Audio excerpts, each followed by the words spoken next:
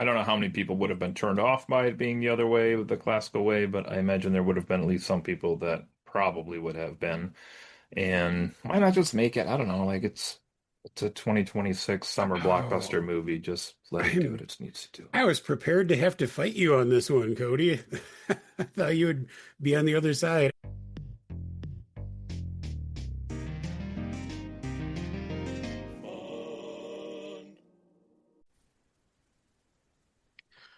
Hello, everyone. Welcome to an exciting new episode of Friends Occasionally Not Disagreeing.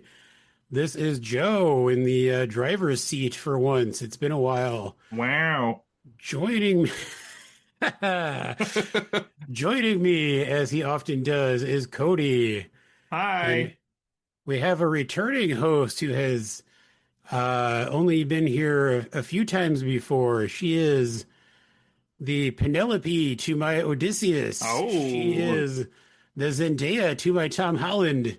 Oh, My beautiful wife, Alexis, is once again on the Fawn Pod to yeah. add the rare but necessary female perspective. She's so hot. She's so hot. I mean, it's true. Mhm. I was really But hoping she was going to have a bunch of suitors pop up behind her as you said Yeah. that, but well, especially since you're in the same house, be like, what the fuck? what What the the what, where did those hell? guys come from? Have they been here the whole time? Second suitor? I'd be- Hi. Anyway, suitor Mhm. number two. Well, let's get things started as we often do by chatting a little bit about what we've all been up to recently. Alexis, since you are the least frequent host here, I'm going to Yeah. start with you. You been up to anything exciting? Yeah. Well, as you know, because again, we live together. Not really. We have been actually to three concerts in three, In a no, week. in about a week. Wow. So that's a lot, I guess. That's kind of crazy. I would say most people don't do that, but we're not most people, Joe. Um, and I'll let you kind of talk about It's those if true. you want to. But let's see what else. Trying not to stress too much over our hockey team, the Red Wings, the Detroit Red Wings. They're sucking shit right now. Ooh. They're Getting sucking shit. getting all the good players gone. That's about it. Just trying to enjoy summer. You don't want to talk about that book you read recently? No, I Oh, do okay. not. It was The real gross, and I'm not gonna Yeah? get into it. Yeah, No. no, It was about incest, kind of, sort yeah. of. Was I it the art mean, of the deal? yeah. It was. Yes. How did you know? I had a No, Yeah, feeling. she read some book that's about like a step uncle, step niece, yeah. sexy time relationship. I didn't know when I Mhm. got into it, that's really what it was gonna But when I be. watch motion pictures about step siblings being Okay. stuck in the dryer, I'm disgusting. I never said that. I just, Oh, you know, that was a whatever. reference for Dave. I okay. I understand. Yeah, Anyway. sure. Oh, you've seen those movies too? No, what? Oh. What are you talking Anyway, about? Cody, have you been up to anything Nothing. exciting lately? Yes, a lot, but I'll just do a couple quick things here. As we record this, I will be heading, I don't even know what day it is. Wednesday? Yeah, Wednesday, I think. Guns N' Roses I'll be going to, so that'll I was be wondering when that was coming up. yeah, that'll be my second concert and last concert of the year, but it should be fun. We got some kind of VIP package, so we're going on Ooh. stage and we get to handle Oh. somebody's instrument and I Ooh. think spend 5 minutes with Flava Flav in a closet. I'm I was not gonna positive say, on that isn't part, Public but Enemy opening for them? yeah, it's a really That's weird cool. one too, but it's going to be pretty fun. I don't really know what the demographic is going to be with those two being the two bands. They seem kind Yeah. of different. Let's just put it as different. Okay, let's put it as different. And then Yeah. beyond that, I will shout out a couple drinks for something different. So when we were in South Dakota recently, I brought back a bottle of Pikes Peak Prickly Pear Soda because it was Ooh. delicious. Ooh. And I was just at Whole Foods, and turns out they sell it at Whole Foods. So I transported it. So that's Did Uh-oh. did oh, Cody just cut out for Yes. you're cutting out a little bit. am I back? You're back. Yes. Okay. I was playing with the cord. That was my bad. So anyway, I brought this bottle all the way from South Dakota back to turn out that the bottle is right here in my hometown, or Oh, the town I live in anyway. But I recommend that if you can find it. It's delicious. And then I also bought a 4-pack of Mexican cola. Do you get it? It's not Mexican. It's No. Mexican because it's made with pure sugar Ooh. cane.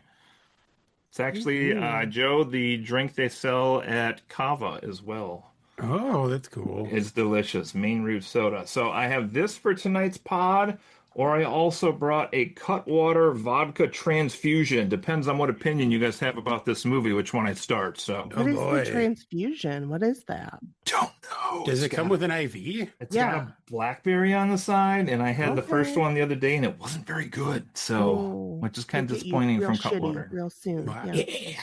I am Ooh. drinking an orange soda. Nice. What have I been up to lately, you ask? Well, as Yeah, how's Alexis your hockey team mentioned, doing? it's Super great. sucking shit. We have been to 3 concerts in the past week. The first of which, last Friday, we went to see Sarah McLachlan Mm-hmm. building a mystery in We- person. It was we an built a amazing mystery. concert, despite the fact that it was an outdoor venue and our air quality was terrible, and we were expecting them to cancel it. But the show went on. Yeah. I got to tell you, Sarah McLachlan still sounds amazing. She looks amazing. She's jacked. She's got She's like jacked. some arm muscles and some back muscles. Ooh. And for she Mhm. is 58 years old, and like, damn. Yeah. She sounded Um, great. on the opposite end of the spectrum, on Wednesday night at the same amphitheater, we went to see the Black Crows, who sounded great, but Chris Robinson is looking a little rough, despite Yeah. being approximately the same age as Sarah McLachlan. Were there literal black crows going around in circles above him? There might as well have been. Ooh, that's bad. That's No, bad. it wasn't that bad, but you could tell he's lived a rough life. But he sounded great. He can still do all the Chris Robinson high screamy yabba dabba dooey stuff. Yeah. His brother Rich Robinson sounded It was the great on best part, guitar. honestly. Yeah, it was a great show. Very different crowd from Sarah McLachlan. So you only listen to bands that have angel songs? Is that what's going on here? Yeah. I see what you did there. Mhm. Yes, but the artist that we saw just last night breaks that streak. Mhm. Because last night we saw Cody's favorite recording artist of all time, Jason Isbell and the 400 unit. Yeah. We went up to Interlaken right here in Michigan to see them last night, and it was an incredible performance, despite the fact that there were some really obnoxious drunk people at the concert, which is kind of funny because Jason Isbell is famously sober and Mhm. references it in multiple of his songs, and felt kind of weird to have Yeah. some shitty people. It was also like What was that, the Cody? first time that we had been to Interlaken for a show, and it was like a really cool place to see a show. Where is that at again? Like I should know It's that. like near Traverse City, like north of Okay. there. 15 minutes outside of Traverse City. Yeah. Okay. But it's like it's a famous like arts camp. Like a lot of like well-known musicians have gone there in their youth. Oh, okay. But they also have like an amphitheater there that they have concerts at. Nice. Yeah. They get some pretty big names there. I think Sarah McLachlan was maybe also playing there. I could be mistaken Yeah. though. Do it. Sounds right. Do it. Anyway, sounds like we've been up to some fun stuff, but let's get to the main reason we are gathered here tonight. We are here to talk about a film where Matt Damon battles against all odds to find his way home after being stranded a far, far, far distance away. But enough about The Martian. We're actually here to talk about a movie where Matt Damon faces a number of dangerous scenarios in his attempts to get home, losing numerous comrades along the way, as a higher power has decided that he is special for some reason and must survive at all costs. But enough about Saving Private Ryan. Mm-hmm. We're actually here to talk about the newest Matt Damon film, The Odyssey. But seriously, why is this guy having such a hard time getting home? Yeah. The Odyssey is the newest and 13th feature film directed by Christopher Nolan. I'm sure we are all familiar with some of his other work. This movie is currently sitting at a very surprising 94% fresh rating on Rotten Tomatoes, which puts it, as of this recording, 1% lower than the Glenn Powell classic Hitman, Oof. which means the actual discussion tonight is going to be which is the better film, Hitman starring Glenn Powell or Christopher Nolan's The Odyssey. That's I think fair. there's only one clear answer. Yes. That being said, it does have a 97% popcorn meter rating, which is their audience score, versus Hitman's 89%. So critics don't seem to love it quite as much as the public. On Metacritic, it has an 88 Metascore, but it only has a 5.2 out of 10 user score. Wow. What does I it have on mean, Yelp? a lot of that can be attributed to review bombing. Well, we can get into this, but unsurprisingly, people on the internet have shitty takes about stuff sometimes. There's some racism, some transphobia, all kinds of fun things factoring into some of the user scores online. But hey, let's talk a little bit about the Odyssey. Before we get more into the movie, I wanted to start a little bit by asking everyone, what is what is your personal experience with the source material for the Odyssey?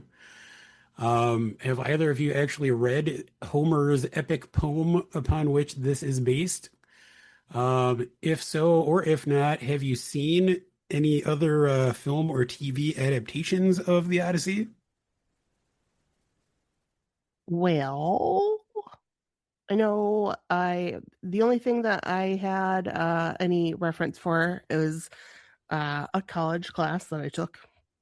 It was all the Iliad and the Odyssey. Wow. That was all it was. Holy Wow. shit. So yeah. And it was pretty cool. Like, I learned a lot of stuff. So you've never read it, is what you're saying. Yeah, right. Spark Yeah, notes. but I haven't seen any adaptation otherwise. I don't think. I'm gonna hop in before Cody because I know he's gonna Yeah. have a lot to say. I actually have never read the source material. Figures. But You're I a have poser. seen the 1997 television miniseries starring Armando Sante, Isabella Rossellini, and Vanessa Williams. Is a belly Oh. ringing? And I have also, of course, seen the classic motion picture "Oh Brother, Where Art Thou," The Oh, okay. greatest Yep. Odyssey movie. which might be the greatest adaptation of the Odyssey. That won't be changing after tonight's podcast. We'll see about that. Cody, what about you? Spoiler. Yeah, I was gonna mention Oh Brother, and then I think that's the only like adaptation on film I've seen. Um, we used to teach not the entire Odyssey, but we would do like maybe 10 or 11 of the adventures within the Odyssey. We'd kind of do like a quick read through of the Odyssey just with those. So that's really the bulk. I have not read the whole thing myself either.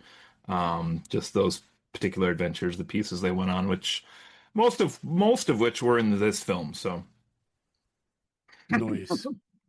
I mean, it is like one of the oldest stories.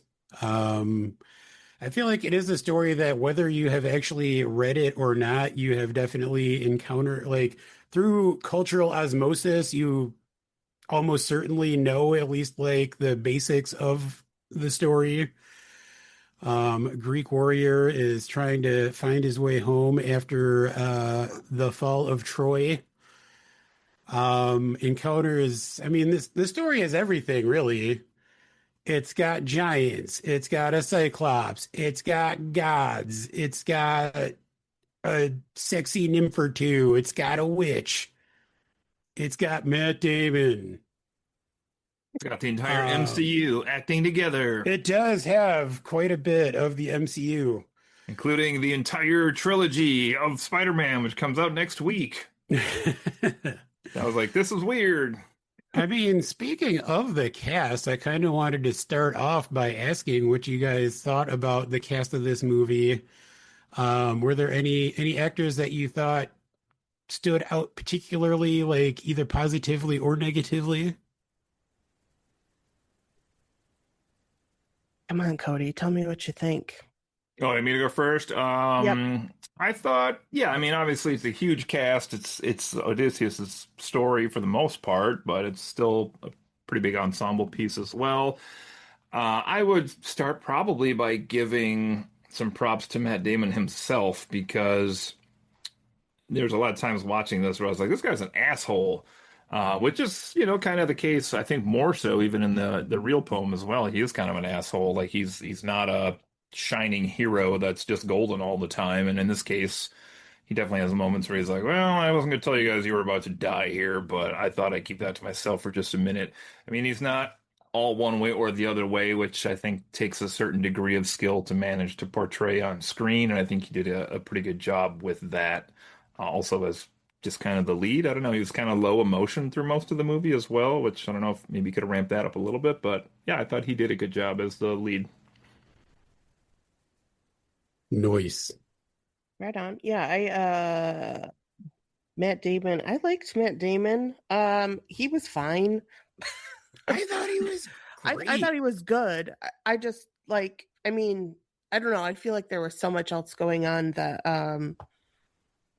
he wasn't like the main. I don't know. I know he's the main character basically, but there was so much else going on. I was really interested in the other characters and trying to remember what was like who's who and what's going on and why are they saying that? And okay, yeah, like just trying to steady myself in a 3 hour movie. But yeah. I really liked Matt Damon. I was listening to another podcast talking about this movie, and one of the hosts was saying that he thought Matt Damon was maybe not the best fit and suggested maybe someone like Christian Bale would be better in the role. And like, I Hmm. just don't see that because I feel like for this movie to work, Odysseus has to be someone that you like sympathize with and like are invested in. And like, yes, he's kind of an asshole, but at his core, he is like trying to be a good person and husband and father. And Christian Bale's a great actor, but he also reads like a sociopath or something. I feel like Yeah. he just has like a cold presence, and I feel like Matt Damon has a warmth to him that works well while also managing to, as Cody said, like he's a very problematic character in this movie. Like he is an asshole, at least at various points. And I feel like I can't really think of another actor that I think would at least do better than Matt Damon did at kind of covering all the bases that he would have to cover here. Yeah, I agree. No, I think he was good. I didn't mean it for it to sound like I didn't think he was good. I just think it was such a ensemble that Yeah, I would it agree with wasn't like that. he was the best part. I just thought, Yeah. everyone played a good part. I mean, if you want to talk about the best part, I did want to shout out R. Pats himself, Yeah. Robert Robert Pattinson, playing, oh God, I lost his character's name, Antini Antipas? Antinous, who is one of the suitors of Penelope, who also has some history with Odyssey from when he was a youth. I mean, with Odysseus from when he was a youth. Um, Robert Pattinson is great at being just a gross, sleazy, scummy character, it turns out, Yeah. which I mean is hilarious because earlier in his career, he was obviously seen as a heartthrob for some reason. Yeah. But I feel like maybe he's really kind of hitting his stride in recent years as these just like weird, gross, despicable characters. And I think he's great in this villain role here. He was just so I like after watching The Lighthouse, after that I had like a completely different view of like who he was as an actor. And then what was the movie he just did where he like plays uh, like copies or like clones of himself? Oh, Mickey 17. Yeah. So I never saw that movie, but it looked really like a Yeah, total departure from like anything that he's done. And I just think that he yeah, plays really good asshole, but also seems pretty versatile. I thought he was good. agreed. Well, I think it's interesting that Robert Pattinson was in Water for Elephants and Matt Damon was in We Bought a Zoo. So I feel like this rivalry has been going on for a while. Yes. Also, I thought Robert Pattinson was okay in this. All right. You know who I thought was actually the best though? Who's that? Not Matt Damon. I mean, for character in just total portrayal of character, my pick for this movie was probably Luigi himself, John Leguizamo. I thought He was great. his portrayal and his character were both really good. I agree. He is great in this movie. I feel like we are maybe in the middle of a Leguizamo sans. I Yes, hope so. I I mean, love demons. he was, it's a couple years ago now, but he was the villain in Violent Night, which Oh, I've mentioned on the podcast before. The sequel is coming out this Christmas, I believe. But he was the villain in that movie and was incredible in that. Like, talk about he just being was an bad. asshole. Yeah. But I agree, he's great in the Odyssey, like very sympathetic, kind of like a father character to Odysseus. Um, not necessarily an actor that you would expect to pop up in a Christopher Nolan film in general. And certainly not in this sort of like, wise mentor. I say mentor, but mentor is actually a different character in this movie, but mentor role. Yeah, I think he's great. I also wanted to specifically mention someone that I think Alexis is going to agree with me on, and that is Samantha Morton, who plays Cersei. Word. Yeah. Um, I thought she was incredible in this movie. She's terrifying, but also like vulnerable and sympathetic, I feel like. Hmm. She is this, powerful character who is just kind of sick of men being gross and doing terrible things and has taken to turning them into beasts of different kinds. Um, I Well, thought yeah, that, and oh, go ahead. the scene that she's in is not very long, but she like really hit it home. She did a lot of work in that short time Yeah, I to feel like she really, really she acted her steals heart out. the time Yeah. that she is on screen. Yeah, she was Like good. so anyone else want to give praise or question any of the other actors in this film? Um, I would have to say, so I usually really hate Anne Hathaway. Like I can't stand her face or anything about her. I don't know why. But I thought she was great in this movie. I don't know, maybe it's age or I don't know. I thought she was good and then carried it and she was a great Penelope. So We there are you in go. the year of Hathaway this year, so That's what I heard. Yeah. I don't think I can blame the actress, but Zendaya didn't do anything in this movie, period. But I think that was the role she was given. So Mm, Yeah, I don't think that was really her fault. I said right. we left the theater and I was like, my first joke is going to be how much did she get paid to just shake her head for a movie? Yeah. Well, and as like was she the only god that like was physically that we saw in the film? I believe so. So I feel like she could have, you know, and she's Athena. Like Athena's a kick-ass god. Like do Well, I something with mean, her. I feel like maybe later we can talk a little bit Yeah. more about her role because I think that there's some ambiguity as to what's really going on there. Okay. Um, Sure. but yeah, it is kind of, I mean, it is interesting that even though we see like a Cyclops and giants and some other like supernatural things in this movie, it still weirdly feels like a very grounded, like realistic version of this story. Mm-hmm.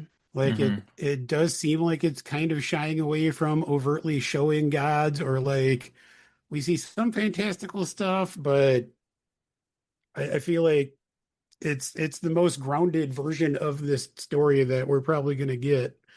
Yeah. Um, and I mean, again, I think if you want, you can kind of read into that a little bit.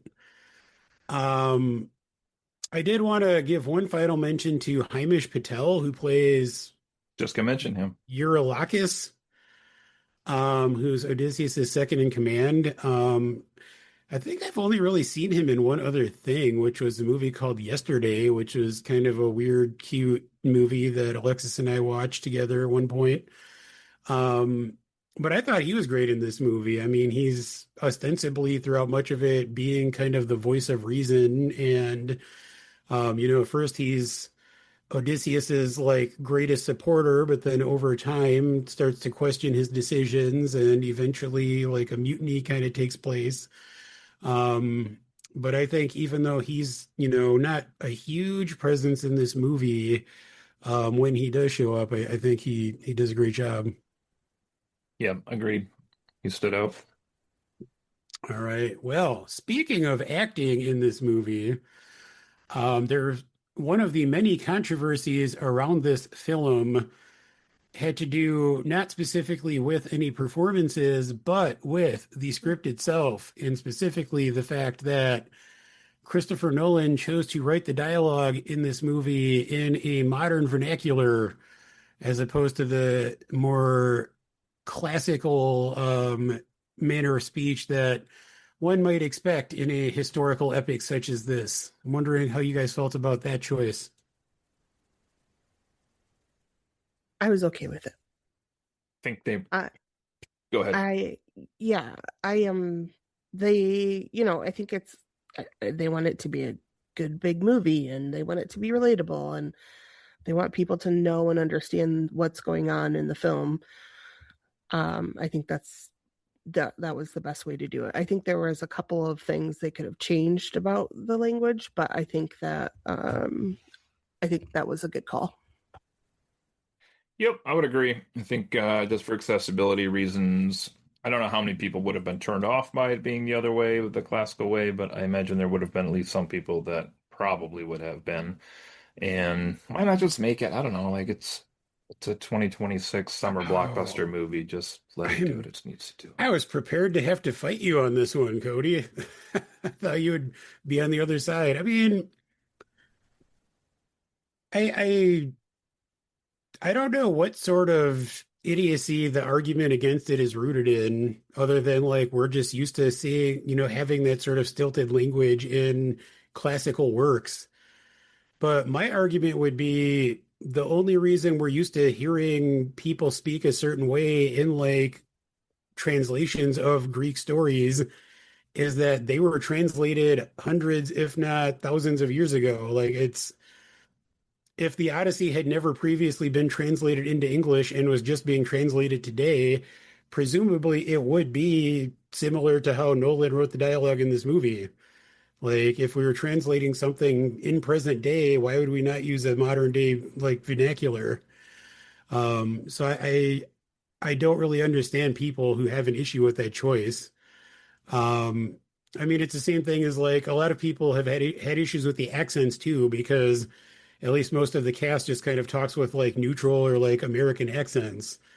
And it's like, what is the alternative? Having them all have British accents? Why? They're not Greek. Like, Right.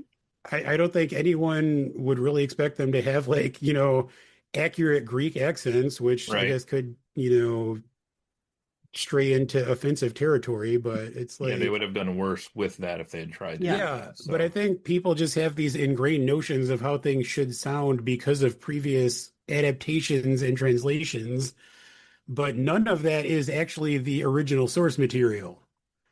So Yeah. it's just, I feel like all of those issues are kind of silly. I read someone say something about because, instead of Tom Holland saying blah blah blah my father, he says dad like Dad. multiple times, and people apparently had a problem with that. And someone said it sounded like a barista outside of a Starbucks like just something very banal, like just like I don't know. I don't think why does it matter? Like I that's how people talk. Like yeah, I don't know. Get over it. Agreed. Well, speaking of people having issues with silly things, another thing that I've seen some debate over are the some of the visuals in the film. Specifically with regard to some of the costuming, like I've seen people decrying that they don't feel like Agamemnon's armor was historically accurate, even though it looks really freaking cool. Did look cool.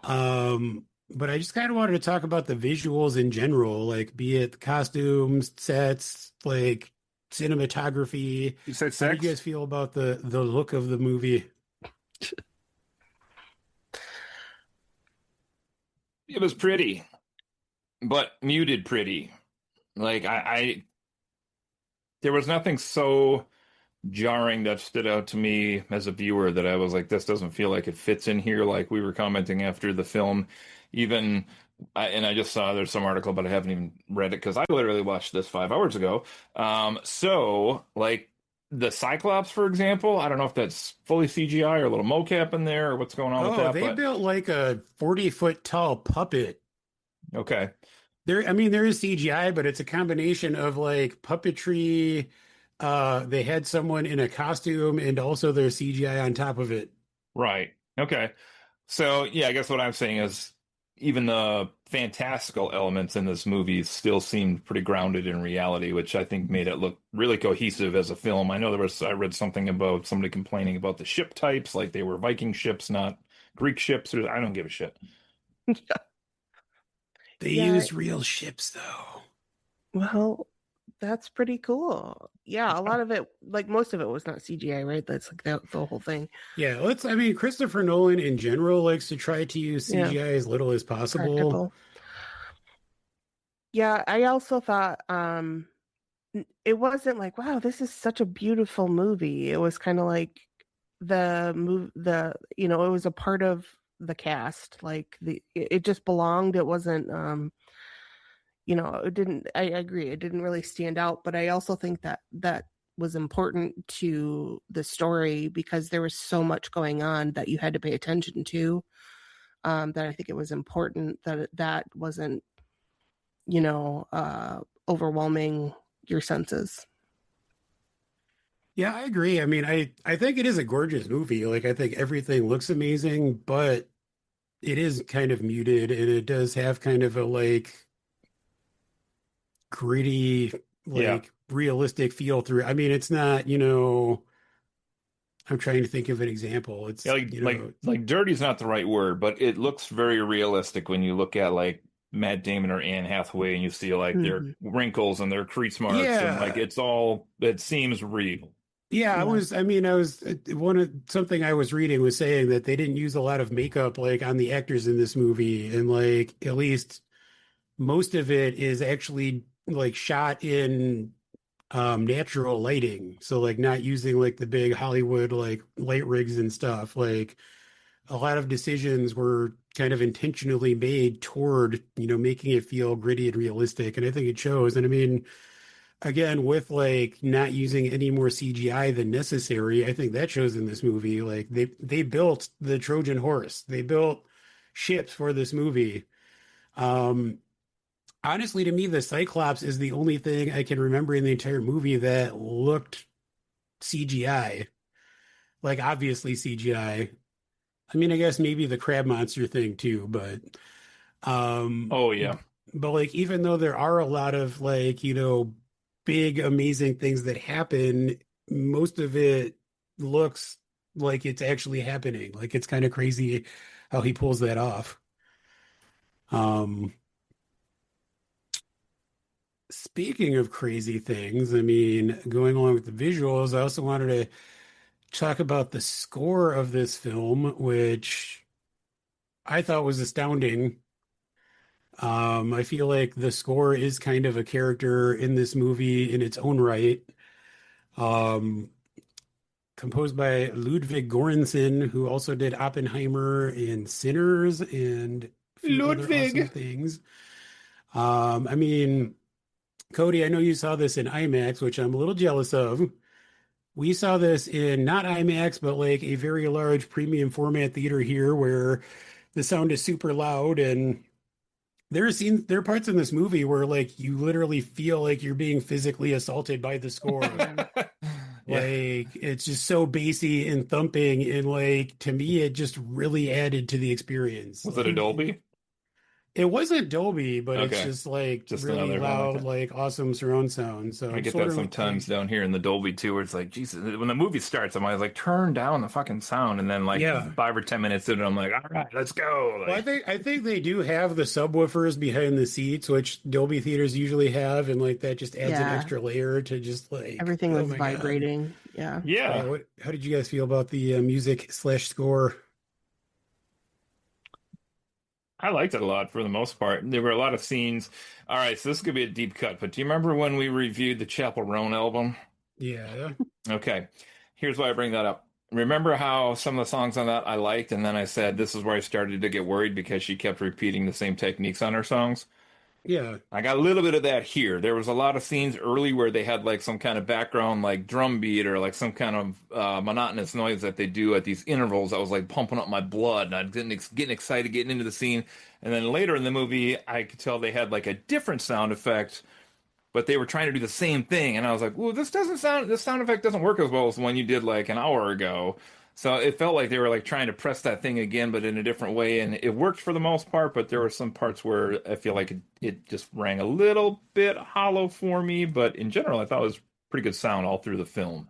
So what you're saying is that what Odysseus really needed was a feminine ammonite. That might have helped.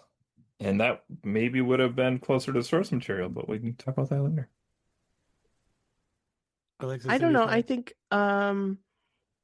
to go off what Cody was saying, I feel like that was like a thematic like thing. Like you want to you want to remind someone of something that happened before, and by doing something similar but not quite.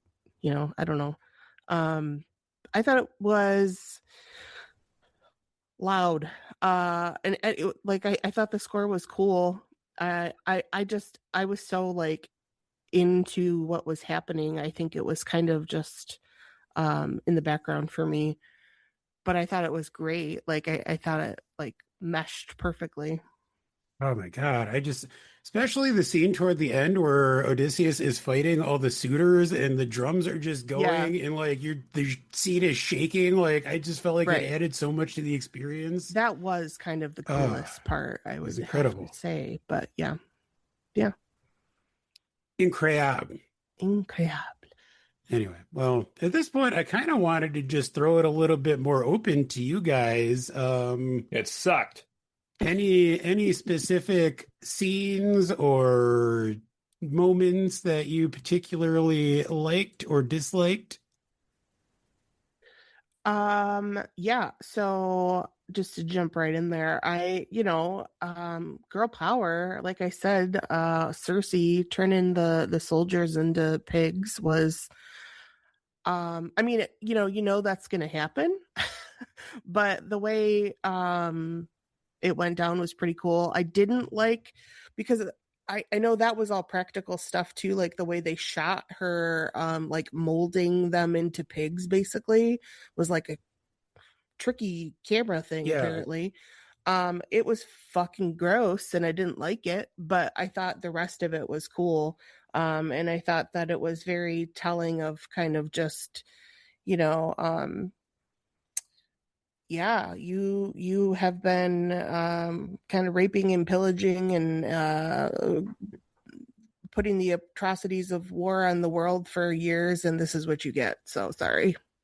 Well, and So she was right in the end. yeah, yeah, Like I love, she tells Odysseus what's up, like that this yeah, is basically like their true form, and he right, denies that. But then ultimately, like they revert back to, I mean, not physically, but like in the end, like their greed and whatnot, like that is their own undoing. yeah, And I love when she changes them back into the human, she's like, back into your disguises. yeah. Like Back into just Yeah. as take as their that true was my form. favorite part. Yeah. Yeah, so I really liked. I thought that was cool, and she was, like I said, amazing. But yeah, Yes, I so start off by saying this was not on my 10 most anticipated for the year. This was also not on my honorable mentions of the year. This was in my tier below that, which I called like close but not quite, I think, which I should point out is still a tier higher than Dune, which is also coming out this year. Also Um, starring Robert Pattinson as a Yeah. villain. my wife's now threatening to not take me to that because of comments I made Oh. about this, so or about the other two Dune movies in particular. So, but to me, like knowing that I was going to go to this, which was decided in a long discussion, but anyway, I knew this was going to be only as good as these little side adventures that he went on with the crew were going to be. Like that to me was whether it was going to make or break. So yeah, it was fun to watch them play out. I mean, they mostly stuck to the story of the poem, but switched it up a little bit here and there. I fully agree with Alexis. The Cersei Island was awesome, gross, get a little bit of Spirited Away in there, sort of. Hey, Yeah. Yeah, for sure. good stuff. But also, I wanted to know, like, who decided that some of those people got to be like cool tigers and shit, and the other people were just Yeah. pigs? Like, who were those Well, I people? mean, that's their true form, right? Like, I guess, or, I well, whatever. guess. I mean, it doesn't sound like she was like a good witch. Like like she's just because she turned a bunch of soldiers into pigs doesn't mean that she actually, is giving forms deserving of like what the people actually are. I don't know. Does that make sense? Yeah, I mean, Yeah. she's interesting. Well, because there's also the thing with like she turned her sister into a crow, Yeah. Yeah. and like he asks why she doesn't change her back, and she says like we get along better this way or something. Right. It's like what? Yeah. She's clearly It's kind of a bitch, but yeah. yeah, in the best But way. did he shoot that guy in the ass? Where did he shoot that? Oh, that's a good The question. deer that he was Yeah. Yeah. tracking. It's like, oh my God, that's hilarious. Yeah. Um, Also, where did all their clothes go? Like they had them on when she turned them into pigs, and then they came back naked, That's but a then good they point. went back to the ship with clothes on, thankfully. But I was like, okay, I don't know, it's okay. Yeah, because she Ah, has them leave like their weapons and shields outside, Yeah. but right. not all their clothes. Huh. Yeah. So yes, Mm. that was a cool scene. I mean, we got to talk about the Cyclops scene because I feel like that's probably, I don't, maybe I'm wrong, but I feel like that's probably the scene the Odyssey is most known for. Maybe, maybe not. I don't know. Probably. Yeah, I think it's probably up there. It was pretty horrific. I love the different take on like the monster's face. That was really unique. Like I was Yeah. telling my wife, I don't know if I've actually, I was trying to think, I don't know if I've seen a Cyclops with a vertical eye like that instead of Mm. horizontal. I was like, that's creepy enough as it is, Yeah. much less the nose being like all fucked up and diagonal Yeah. too. Well, and I like too, like when he is, picking up the soldiers and eating them, it's not, yeah, it's like super casual. Like it looks like a like panda bear eating Yeah. bamboo or something. Hmm. Like it's not made out to be this like He's not like horrific vicious. thing. He's just like, Yeah. oh, Yeah, it's not this monstrous act. It's just like, well, this is food. I'm eating it. Like yeah. and which I mean, in a way makes it even more horrific. But I kind of like the commentary on that. And like, I mean, that scene also, to me at least, was like the biggest indicator of the fact that Odysseus is kind of an asshole Yeah. because after they escape, he can't help himself but to shoot one last arrow at the thing, which ends up costing more men their lives. Everything. Yeah. Like, I think that was actually my least favorite of a scene in the movie, if I'm being honest. Because and it's like because he did that, like, and I don't feel like that is super and correct me if I'm wrong, but um oh my god, I'm having a super perimenopause brain fart, guys.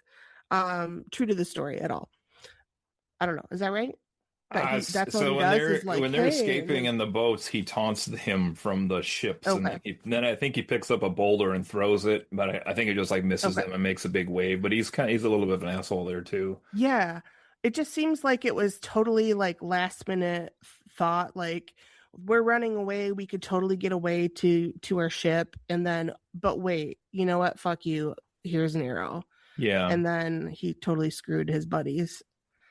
So yeah, I thought it was good that it does show like he's like like he's not infallible. But it's. and I'm looking yeah. back through the plot. I think that was basically the first little adventure they went on after Troy. Yeah. timeline Yeah. wise, but which maybe he's like, oh, I'm invincible because we did this thing from Troy. But then later in the Right. movie, we find out like he had all kinds of mixed emotions while they were there as well. So like, Mm, would he have done that with the Cyclops? I'm not so yeah. sure. Um, yeah, so that scene in particular, I was like, oh man, they got the big rock, that's cool. They got the sheep, that's cool. And then he like opened the door and like some people tried to run. I was like, wait, what's happening right now? Because in the poem, it's I loved it because they had to hug the sheep from underneath, and then they rode out under the sheep on the bottom. So when he pet each sheep as they went out, and that was how he knew that it was the sheep, not a person. After they blinded him, but he didn't Mm, do he told the Cyclops his name was nobody. I was looking forward to that part yeah. so much. So when he's like, nobody's tricked me, and then like nobody came to help him on the island Right. because. But I guess we can't have everything nice. So -4 points off the score. Ooh. Yeah, that Um, would have been hard to do though, I feel like. That would have been hard to the nobody's attacking me or nobody whatever. Like I feel like that would have been difficult to and especially recreate um with all of the other things and fit it into a movie that is not more than I don't know. well, and Yeah. also as far like with the kind of more realistic vibe that Nolan's going for, I feel like that Yeah. risks sounding kind of silly. Yeah. Yeah, I Um, could see that, I guess. so yeah, I Minus don't know three. if Fair enough. um I wanted to shout out the Hades scene. I thought that that was just really cool, the way that that was filmed. They apparently went to like a black sand beach in Iceland to film that. Ooh. Oh. And it just visually, it is like I thought incredible. And I mean, just kind of interesting the way that the he interacts with, the literal ghost of his past. Mm-hmm. I wanted Um, there to be more of that scene. yeah, I could see Yeah, that. it was cool for sure. Enjoyed that scene quite a bit as well. Mhm. The what was it Tiresias? That's the blind guy. Yeah, He was kind of creepy. it was very creepy. Like drinking the blood Yeah. down on the sand level. I was like, whoa. Yeah, I thought that was, I mean, I was glad that that scene kind of gave Elliot Page more to do too. Yeah. Mm-hmm. Um, I Rather than mean, just be shot. other than just be Yeah. shot. I mean, I thought he was great. I mean, speaking of that though, I kind of loved how the first real scene of the movie is Elliot Page getting shot and like Yeah. pinned to the Trojan horse. Um, and then later we see that same thing from the inside, like Yeah. same dialogue and everything going on in the outside. Like I just loved Yeah. how that was filmed and like how claustrophobic that felt inside. Mm-hmm. Um, yeah, I mean, it turns out Christopher Nolan knows how to make a movie. You do. Mhm. Lots of cool adventures here. What about the Lastragonians, the giant silver armored people that they met? It was a pretty short scene, but I was like, why aren't these people running the world? They seem like they could kick anyone's ass pretty easily. Yeah, I thought that scene was cool, but I really wanted to know more about what was going on there. I think I read that like in the original version, they're cannibals. I think they're like giant cannibals or something. Yeah. So like I mean honestly, I guess I'm of two minds about it. They looked cool and like that scene was cool, but coming off of the heels of the Cyclops scene, I think if they had spent too much time on that, it would have felt a little too like more of the same. Yeah. Too Like much. they're captured by a giant Cyclops and have to escape, and then they're captured by these giant, more humanoid people and have to escape somehow. So I guess on some level I appreciate that it was shorter. And it kind of I, looked like the Horde soldiers from She-Ra. I could see that. I like Definitely the creepy like little kids screaming at the beginning, like when we're introduced to them. That was fun. Oh yeah, yeah, I I forgot mean about that. creepy Yeah, kids are always Hmm. always fun. Yeah. absolutely. All right, so I do want to talk about the Zendaya of it all. Sure. Do do we think that that is actually Athena? and that he is actually seeing Athena this whole time. I think so. Do you think it's I mean, Loki? Because Boo. he played fake Loki? Do you think that's the joke? Is that what you're going for?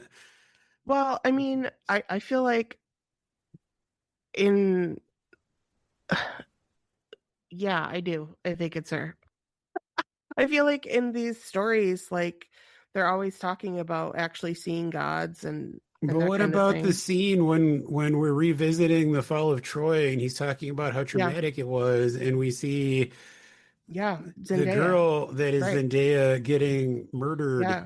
Well, maybe don't murder a god. Like that's the whole thing. Like treat others like you want to be treated because you never know when it's going to be a god, and your hubris is going to like fuck you in the ass. Like that's Are the you whole. quoting Zeus's law? Yeah, I am. That cool Zeus. Yeah. Um. Yeah. I So mean, that's the why I way think it's her. I think the Wikipedia summary says that that is like Athena disguised as a priestess, Yeah. and like, I mean that was happening all the but time. I know, but I mean, there is a reading in which it is just like his PTSD taking a form because it doesn't seem Sure. like anyone else ever sees her. Right. So it could also just be it was actually just a girl that he saw got murdered and was horrified by it, and it has haunted him. Yeah. Um, That's possible, I guess. I mean, I think it's honestly more interesting that it is ambiguous and you could kind of Yeah. take it either way. Like, Hmm. I mean, I honestly, oh, go ahead. no, I just like that. Oh my God, I lost it. I'm sorry, guys. Um, I like that they drew it back to her, and I like that they're like you said, that you don't know the answer to it and that there is a question about it. I think that gives it depth. I agree. Well, I think it's, I mean, I think it's interesting on a larger level too, because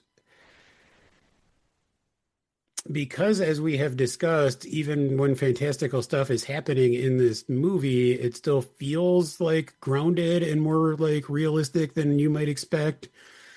I think you could theoretically read his whole journey as being metaphorical because I mean he is the narrator. Like we're only, hearing about these adventures through the lens of Odysseus. So it is also possible that none of this stuff really happened and that he's just been off trying to process, the atrocities that he's committed and Mm-hmm. deal with his own trauma for the past 17 years or whatever. And, these stories are just how he is trying to explain it to other people that he encounters. Hmm. Which, I mean, I'm not saying that is the reading, but I think you could read it that way. And again, I think that makes it even more interesting. He was Yeah, just diddling Calypso, like in the Speaking of which, poem. he didn't want to. He did not want to she diddle had to her. drug him. He didn't consent. He Who said, would "No, ever want to thank have you." sex with Charlize Theron? Yeah, me, I would. Yeah. Like I don't I know will who tell our would. dear Wouldn't. listeners that Alexis and I talked about this, and she told me that if I were stranded on an island somewhere for 7 years with no hope of escaping with Charlize Theron, she would be mad at me if nothing happened between the two of Yeah. us. And I mean, If you same. came back and I was like, "So, did you guys bang?" Cuz like Yeah. tell me about it. I want to hear about it. Yeah. Yeah. But also, like, that's the least believable part of this movie to me is that Yeah. anyone would be in a big hurry to get back to Anne Hathaway when they have Charlize Theron at home. Yeah. Ah, I knew Cody was going to disagree. No, I don't disagree. I'm just trying to process what you just said. I'm going to go back a step. I would tell Charlize Theron that I would not have sex with her unless she explained to me what her character was supposed to be at the end of Doctor Strange 2 in the post credits. Then I would move ahead with stuff from there because we've never seen that character. But anyway, You know what? I and the rest of culture forgot that that even happened. he is real. How dare you? Uh, I don't even know if I've seen that movie. It's okay. no, I went to see that in the theater by myself. I'm pretty Oh, sure okay. it's Yeah. terrible. It's really not okay. It's I okay. mean, Extra disappointing because it was directed by Sam Raimi. We did a podcast about it. You can go back and oh, listen. okay. Truthfully, that's Yeah. why it's okay, to be fair. Okay. Well, Pizza anyway. Papa. All right, moving on. Pizza Pizza Papa. Papa. Pizza Papa. Um, So they combine the Lotus Eaters with Calypso in this movie as two separate Yeah. adventures, yeah, but I actually thought that worked pretty well as an excuse to keep him there. Mm-hmm. I agree. It's a little Yeah. Gulliver's Travels, but it still works. Yeah. Maybe you want to eat some flowers too. Yeah. Maybe Some just eat some buds. some Yeah. loti. Anyway. Yeah, I thought that was cool. Can I give a Um, shout out to my second least favorite part of the movie? Is it gonna yeah. involve a dog? Yeah, it is. It's going to involve a dog. Oh, How'd I you know? hate it. Yeah, so they were really mean to our ghost. He was a good boy. He is And the also boy. when John Leguizamo was a UAS, when he was throwing the puppies off the cliff and they were like, "Ah!" Listen, Aw. listen. I am an animal lover. Mhm. I am a lifelong dog owner. I love dogs. I thought that was hilarious. Just like whoop. Just listen. I mean, it was You like thought don't when see- they panned over to the fire and you saw the dog's rib cage was hilarious? No, Everyone not heard that, right? part. No, when he's throwing the Latvia, are you puppies, listening still? when he's just casually throwing puppies off the cliff, like just takes one look. He's like, well, Like it's. nope. I think that was meant to be funny. Yeah, it was meant to be I mean, the funny, other but- dog stuff was horrific and Yeah. traumatizing. Like I ugly cried when the pupper Yeah. died. Yeah. But Terrible. yeah, so that's my honorable mention for least favorite. That's fair. Mm-hmm. I honestly don't know if I really have any like not favorite parts of this movie. I don't know if I have any like real criticisms. I mean, this kind of goes with the actual poem as well, so it's not specific to this movie, but I've never been a huge fan of how this story ends.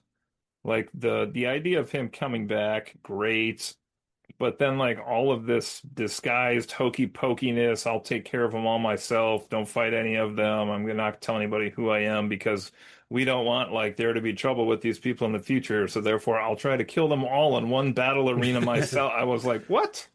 What's going on right now? Like, go home, find a couple people to support you, kill these guys, end of story. Or even like in the poem, I mean, he does the like axe shooting arrow thing in the poem too, and I'm It like, was so badass though. what is the point of all of this exactly? Like, and his wife didn't recognize him? Are you kidding me? I Well, mean, he it had had a been hood over his 18 He had a years. beard, and He his had a voice beard. obviously was different. He's And he's old. 30. Like Yeah. I thought so. Having you say it like that makes it sound not great, but I thought it was badass. I thought it was cool. Like There's some he- cool scenes there. Yeah. listen. Yeah. Well, you go. You go. No, I was just gonna say, they were such dickholes to him. Yeah. They just really drove it home that he was a beggar and he sucks and everybody hates him. And then he just bow with the bow. I thought that was Yeah. great. Well, I was gonna say, like, obviously, as the audience, we knew that he was Odysseus. We knew what was gonna happen with the bow, but even knowing that when it happened, I got like chills. Like it was fucking amazing when he strings the bow and then plucks the When he string plucked because he it. always Mhm. wants to like give his prey a fair warning. Like you Yeah. know, in that moment, like shit is about to go down, and like You it know, was Robert just, Pattinson is weeing in his pants. yeah, and like that's when the drums really kick up and Yeah. like you start getting physically assaulted by the score. Like Yeah, yeah, incredible. Robert Pattinson just becomes the director in that scene. He's like, get the shields. yeah. Get That the was spears. hilarious. That was he's funny. like such a coward that he's just Yeah. hiding. Like Leading amazing. people. Yeah. Yeah. I like that. What did you? So I know you. I understand your issues with like that part of the ending. I'm curious what you guys thought about Odysseus's kind of ending monologue, which is obviously commenting on our present day and where it seems like Chris Nolan thinks we are heading as a society. Spoiler alert, it's not a great direction. Oh, was that when he said like the Bronze Age will die out and new people will rise up and something something? Yes, and talking about like because he has said something about how the story of Troy will only live on in songs, and then she asked why he says that, and he says basically writing is going to die out. Like he thinks that they're on the precipice of an age of like ignorance where like learning is going to the wayside, and I feel like that is very much Nolan commenting on where we are with AI and just society as a whole seeming to get away from like wanting to be educated or learn things or you know engage in art and you know more noble pursuits like that. Yeah. I think that it's true. I mean, is this what you're asking? I think that's going to happen. Like basically, like Well, I it's mean, I guess cyclical, I'm right? asking like multiple levels, both like how do you feel about that message, but also how did you feel about that as like the ending of this movie? Yeah, I think it's I thought it was cool. I thought it was a really good way to express that, and I thought that as far as the ending of the movie, I don't need it to be tied up in a sweet little bow or anything. And I I think people need that commentary right now. At least Oh, you just muted yourself. You just muted yourself. I think that we need that commentary. I think that we need like people to be saying that, and I'm so tired of people, talking about well, AI is going to happen, so we might as well just embrace it. Like, okay, I no, I don't think that's what needs to happen. And so I think that the him him having that kind of ending was appropriate for what we're going through right now. I didn't put that together as a commentary, but I guess it definitely could Well, then be. you're part of the problem, you dumb dummy. I thought it was interesting that he chose to. I mean, this is not on that line specifically, but I thought it was interesting that he chose. And again, I don't remember the end of the poem, but I thought it was interesting that he had um, Odysseus and Penelope sail off to West New York to find the golden plates to found Mormonism to the west. I thought that Yeah. was an odd choice, but Hmm. it's an Odyssey, I guess. I don't know. Yeah. Yeah. Yeah, What I mean, the actual from what I have God, can we read, like watch I that think movie? I would watch that movie. I think in that would be a good movie. Yeah. the actual poem actually, from what I have read, ends with like a reckoning with like the families of the suitors that he murders are all up Mm. in arms and like want to Hmm. come like go to war with Ithaca. But then Athena and Zeus intervene and are basically Ooh. like, y'all bitches need to stop this. Yeah. And that's like kind of it. So, I mean, the sort of like plot, like physical ending of the movie is pretty different from the original poem as well, with Odysseus and Penelope sailing off to the west to like pay tribute to the fallen and have their little life together and leaving little twink Tom Holland as the new king. I was gonna say it's hilarious that he was like, I don't remember you from when I was little because you've been gone for all these years. And he was like, well, deuces, I saw you for a day. We're leaving. Bye. Honeymoon part two. It's all Bye. yours, and we're out of here. We'll come They back with a didn't, little brother. yeah, they didn't have his dad in this movie either, which was like, I mean, plot point in the poem as well. But I guess maybe they just focused on his son more in this and kind of removed that element. But I think I his mean, dad, I'm s- no, they mentioned the shroud, right? I yeah, guess. But that's a, yeah. I don't know. I guess I was just reading because I can't remember it all, but they said like when he meets his dad in the poem, that's one of the biggest emotional moments is like mm, his son's back. But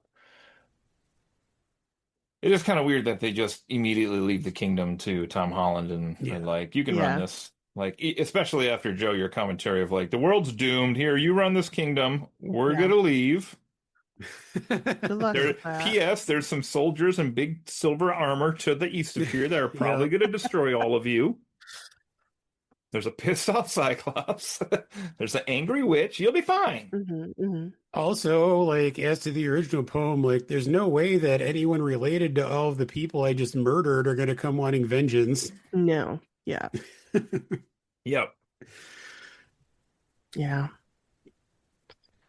Well, I did hear someone say that you could also read, like there's a reading, which I don't know if I believe this part, or this theory, but people have said that you could read that ending as being kind of imagined, and that Odysseus did actually get killed at the like prior to that happening, and that's kind of like him going off into the Uh, afterlife or something, which I mean I could see, but I don't know if I necessarily believe that that was Nolan's intent. you mean when he's got three things sticking out of him? Yeah, well, it doesn't look great. Doesn't look great. Yeah. Yeah. So, I mean, I could see that being a take at least. Yeah, it's all right. He had like a neck wrap on in the next scene. He was fine. Yeah, it's okay. He just had to walk it off. You just put some dirt on it. There you go, Yeah. buddy. Spit on it a little bit. Yeah. Oh. Rub a little lotus on there. You'll forget all about it. Any other stray thoughts either of you has before we head towards final thoughts and scores? Um, Um, I usually complain about the length, right? I hate a long movie. But this needed to be 3 hours long, so I'm not going to complain about it. That's my way words on that. Karen and I both commented that we felt like this was the fastest 3 hour movie we've Yeah. ever seen. Agreed. I I got would up. have watched another 3 hours. I got up during the only preview they showed at our theater and got a refill on my slushie and came back and like it was very hard to believe it was over. Plus, I didn't know, he's going through all these adventures and you got the backstory and the adventures, and then he's obviously going to get home and deal with that piece. And I didn't know what portion of the movie was going to be him home versus him away. So when he finally did come back, I still had no concept of what time it was because I didn't know how long that was Mhm. going to take. It that was you're like still- fully the last hour. Like he is Yeah. like a third of the movie is him back in Ithaca, which It is is that long. Hey, like, okay. kind of surprising. Like I would not have expected that, Yeah, but it works. sure does. He had that disguise. Nobody could see him. I know. Yeah. Such an airtight disguise. Yeah, I mean the preview thing is interesting because it's pretty normal for IMAX movies to not have a lot of trailers, like maybe one or two, if that. But we saw it again in a non-IMAX theater, so I assumed that there would be like a half hour worth of trailers, and we actually were running a little bit late. And by the time I hit the bathroom during what I expected to be a bunch of trailers, I walked into the theater like just before the actual movie started. Mhm. So it was kind of perfect timing. Yeah, ours was Yeah. weird, as I was mentioning in the chat. Like a guy was they had a attendant in the theater, which was weird to begin with. And then like the previews didn't start when they normally would start, and he just started talking about like them getting the 70 millimeter projector, and he had like a 6 foot stretch of IMAX film, and he like held it up, and he's like, Wow. this is 6 feet, which was 24 frames, which he said was 1 second of movie. Yep. Wow. So I did the math. I think it came out to something crazy like 6,000 miles or something of film for Oh. not six, that much. I don't know. It was a lot. It is a lot of miles. Yeah, it was a lot of miles. Maybe I got the digits off on that, but I was like, that's a lot of stuff they have up there to make this movie work. Yeah. And he talked a little bit about the tech and talked a little bit about Sinners, and I think Oppenheimer he talked about for a smidge. And then It is 11 miles long, 11 miles long. Okay. Wow. but the total amount of raw footage shot spans roughly 398 miles. Jesus. Wow, wow. Amazing. Wow, So do they have wow. like a 17-year-old up in the pit back there, just like Probably. making sure I mean, that, our guy had us all turn around and wave to Sophie, who was the lady up in the Sophie. projection booth, and she was Well, waving down that's- at us. I was like, what is happening right now? Sophie's doing That's her the weird algebra back thing there. is that, I mean, there are only 41 true IMAX theaters in the entire world, I think. Or maybe it's in the country. I think it's in the world. But projectionists in general don't really exist anymore. I mean, it used to be that like every movie theater had Yeah, sure. projectionists Yeah. who would show the films. It's all That's not a thing automated. because everything's digital now. It's all like automated. So one, there aren't really a lot of projectionists in general. Two, IMAX is its own kind of subspecialty within being a projectionist. So, Yeah. I mean, I have read that like a lot of theaters had to like basically hire special projectionists to travel from like states away just to be able to do these IMAX showings.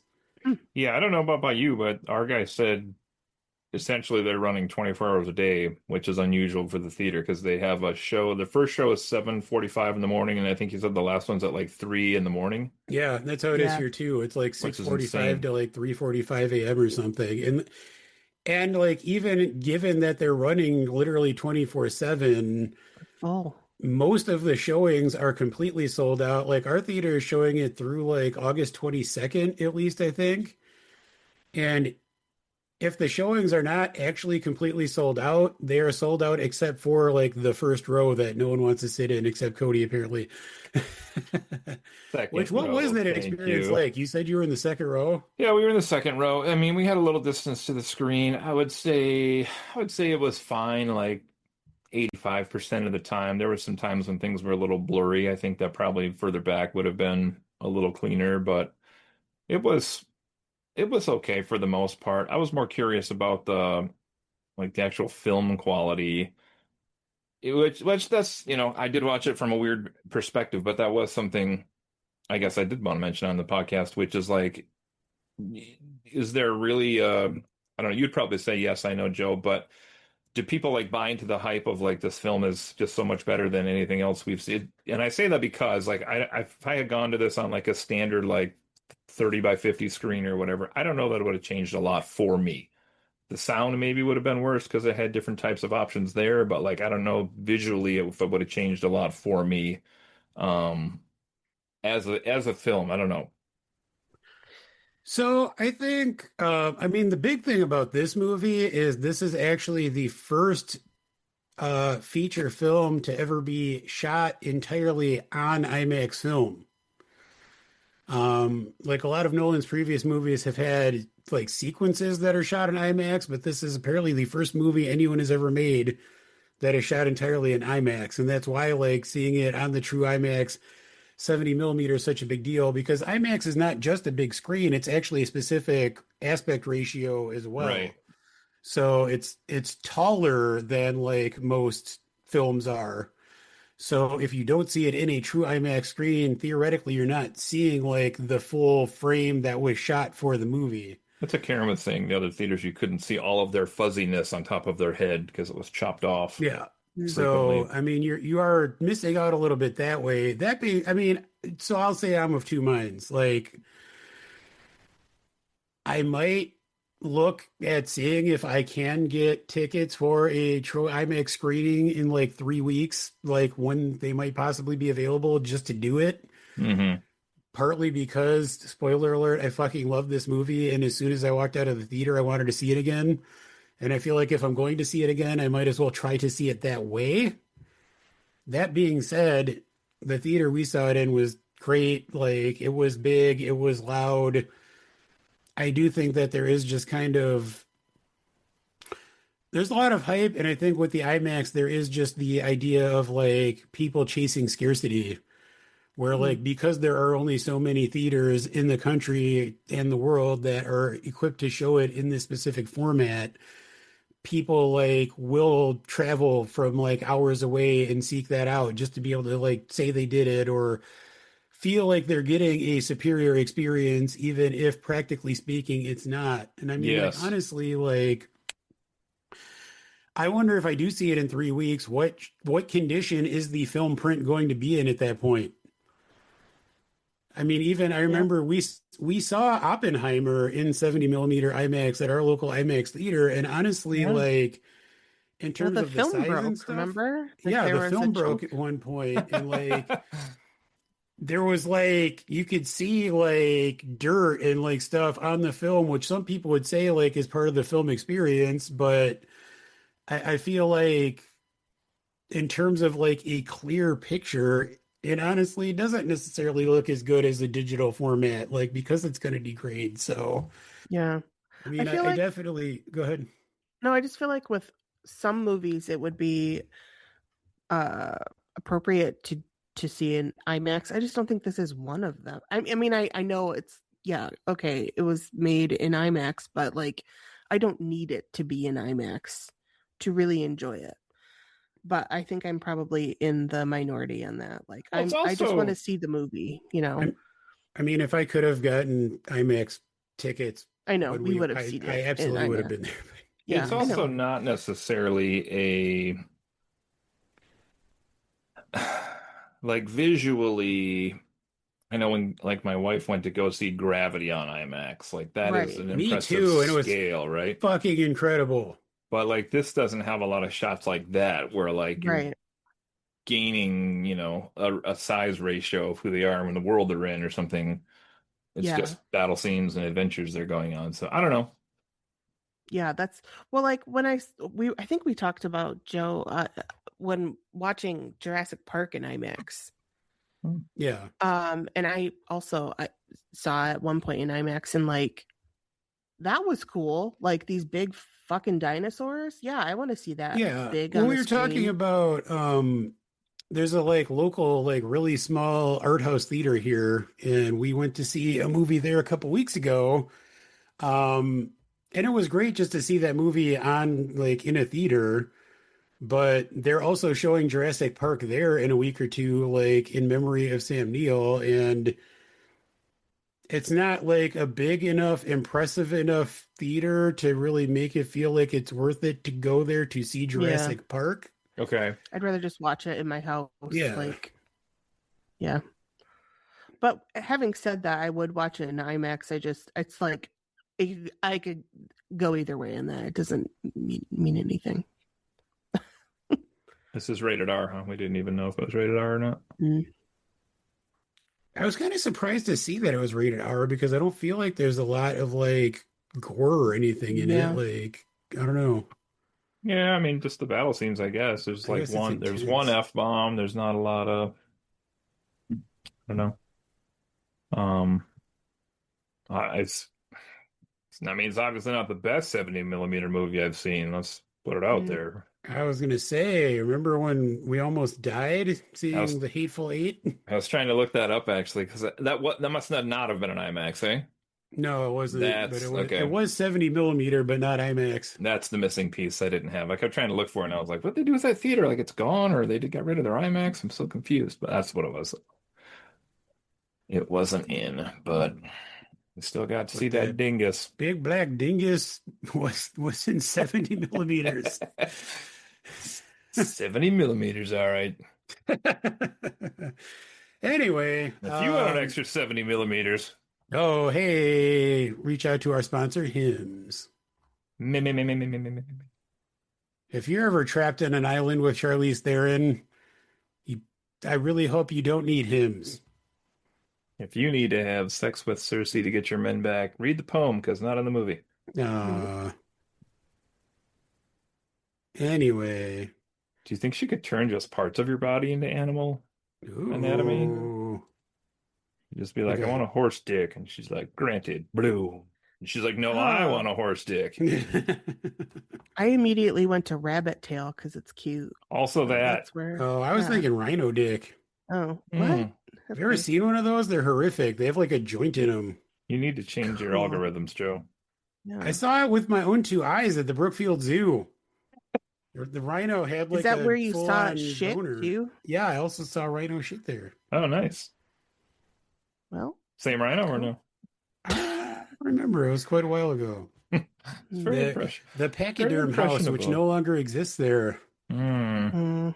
Anyway, we're going on our own little odyssey here. So why don't we uh turn the ship back around and maybe head towards wrapping up here. Does anyone Mhm. want to go first with final thoughts and a numerical rating?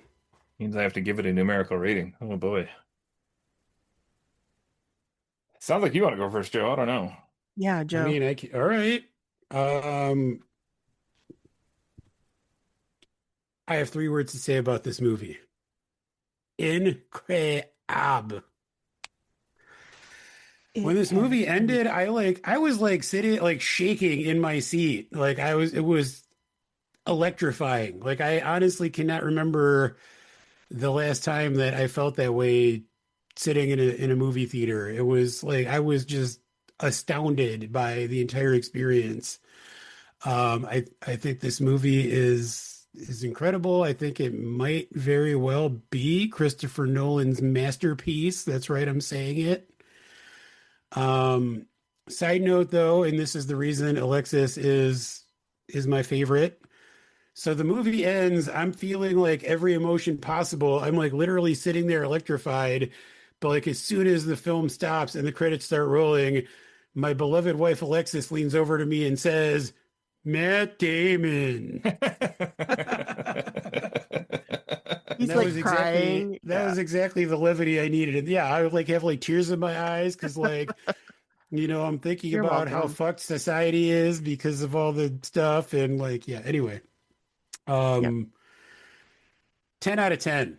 I think this is a true Mhm. masterpiece. I think this is a movie that will probably only garner more praise as time goes on. I think it is one that myself and probably a lot of people will revisit again and again.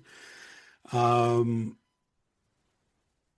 to to to paraphrase the youth, this is pure cinema, absolute cinema, Is that what they say? Is that what the absolute youth say? cinema. I think is what the It's kids got say. some real riz, Got that riz. skibbity toilet, This movie etc. is all drip, no cap. Wow. All right. 10 out of Well, 10. cool. All right. Well, I will follow my husband. I thought it was great too. Um, I thought that yeah, I will definitely revisit it, and I'm probably going to make it into our new Easter movie. I've decided it's going to be like Ooh. instead of Ten Commandments or whatever people watch who do that. It's going to Could be be the the Odyssey. resurrection of Ithaca instead. Yeah, yep. I thought I thought it was great, and I also didn't have a whole lot of I hadn't heard like everything that purposely that everybody was saying about like what it what's it going to be like, and I think it like met every good expectation I had. So I'm going to say 8 out of 10. I thought it was pretty darn good. Mm. Yeah. Joe's upset, but I thought it was 8 out of 10. Ah, my end, hard to put a number on this because again, it wasn't a film I really was excited to go see, but was willing to go see. I need to borrow a boat and I need directions to that island Charlize Theron's on. Just go Shut west and then south and then west or east or north or something. That was another thing I it was up. going to say as well. Like when you read the poem, it didn't really occur to me because of the world, but like seeing it visually on film, I was like how fucking small was the world Right. at this time? They were like, there's an island to the west. Could be anything over there. And I'm like, Jesus Christ, just hop on a plane and like fly across the Yeah. continent. What are you doing over here? So crazy. But it was very good. It was very good all the way through. Characters are great, scenes were great, adventures were great. There's still probably a little I don't know. Like it's weird that he kept the like fashionable Greek. I almost call it like Shakespearean, but it felt like Shakespeare to me, but like on a grand scale. But it's just Greek. I get that, but the ending still is a little weird to me. Like if you're gonna update the film a tiny bit here and there, like the ending does seem a little silly at points with his plan to come back and kill all these guys and not tell anybody who's who and how does his wife not recognize him? And I mean, it's kind of weird. His son picks it up first, I guess, even though he didn't really know him. But it was very good. And I will say, looked pretty, and I am waiting for the box office battle with the film that comes out next weekend, starring John Bernthal and Tom Holland and Zendaya. So I can't wait to see how that's going to play out. I think Spider-Man will still make more total, but it is interesting that it is blocked from IMAX because of this film. So that's Yeah, I'm that's interesting. curious because I feel like the Odyssey is going to have more legs, but we'll see. I don't know. Agree. It's going to be a matter of mass quantity versus just kind of staying strong for a while. We'll see what happens there. It'll be fun to watch. I had like one moment in this where I can't remember. I think it involved a dog somewhere early where I got a little like choked up, but I didn't cry. And nothing else in the film made me feel that way. So for me, it was a little lower emotionally. Um, but it was very good, and I'm gonna give this. I think I'm gonna give it a 9 even, Okay. which Well, it's I'd gonna have put to. us I'd at have a to. 9. Yeah, I'd have to check my list. But so far, all of the movies this year, I feel like have underperformed what I want them to be. So this could have a shot to go all the way. We'll see. That being Gotcha. said, still go watch Masters of the Universe. It's now streaming on Prime, and it is delightful. I'm torn because I've heard that it's actually fun, but Drunken. also I don't want to support Jared Leto in any way, shape, or form. Oh, So, he's fun in it also. But if you know anything about the like old cartoon or toys, it's a ride. How they parody all of those characters on purpose. It's great. what about Fisto? Yes, he has a lot of jokes at his expense in Oh, the all movie. right. A Well, lot I'm of them. curious. If you don't want to be known as Fisto, visit our sponsor, Hims. Fisto Changeo. Well, folks, that's going to just about bring us to the end of our Odyssey. Aw. Um, we're concluding with an aggregate score of 9 out of 10, which is pretty darn good. Pretty good. This is Joe. That's Alexis. That's Cody. This has been a new episode of Friends Occasionally Not Disappearing. Oh shit! Oh no! I Yeah, have some bad news for you guys. Are we back to the death We're episode never thing going to see again? again. Cody, Jesus. help! Friends Occasionally Not Disagreeing. Uh, Listen, it's been a long 24 hours. Lots of driving and not great sleeping. Gotcha. But hey, that's going to conclude this episode of the Fondcast, and you ought to see us later. Oh, that's good. Bye, everybody. Bye. Bye.